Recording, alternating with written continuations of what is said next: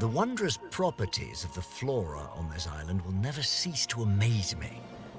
If I'd told my colleagues in London that I could create a concoction capable of erasing someone's memories, I'd be laughed out of the room and never invited to tea again. Yet here it sits, my mind wipe tonic. As usual, I've had tribal leaders groveling at the gates of Rockwell Manor just for the tiniest of samples, and for the recipe, oh, the bounties I've been offered. I'm not interested in their riches, though. I have their protection, supplies for my studies, and all the time in the world. What more could I ask for?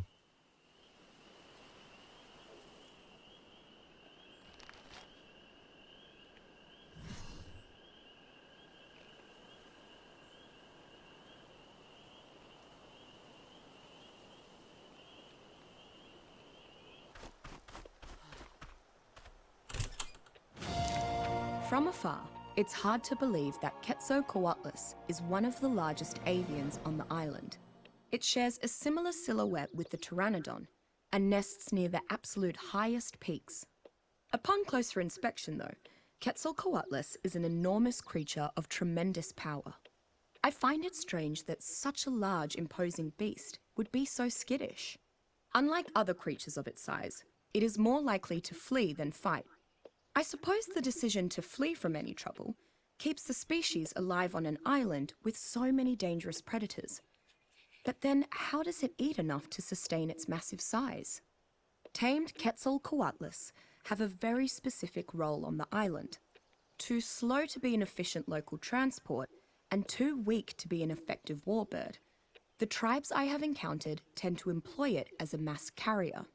Quetzalcoatlus is primarily used by these masters of the skies to safely carry vast quantities of supplies, creatures, and human cargo from one base to another without tiring.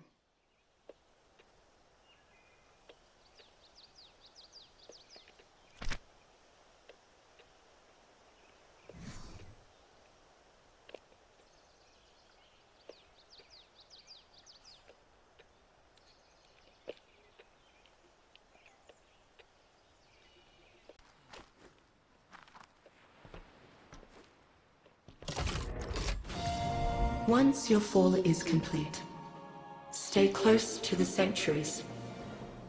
Within them, small pockets of life still flourish in an otherwise barren garden.